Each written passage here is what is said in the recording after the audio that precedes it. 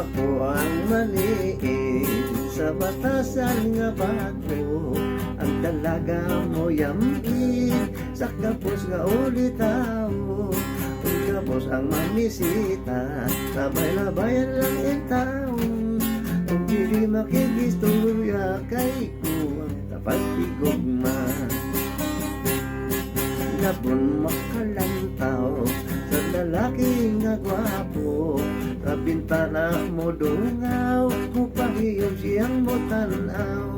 Dayo na pasakon sa hagdanan pagatagbuon. Hatagan sa lingkuranan sa sigarilyo pagdadalitan. Hatagan sa lingkuranan sa sigarilyo pagdadalitan.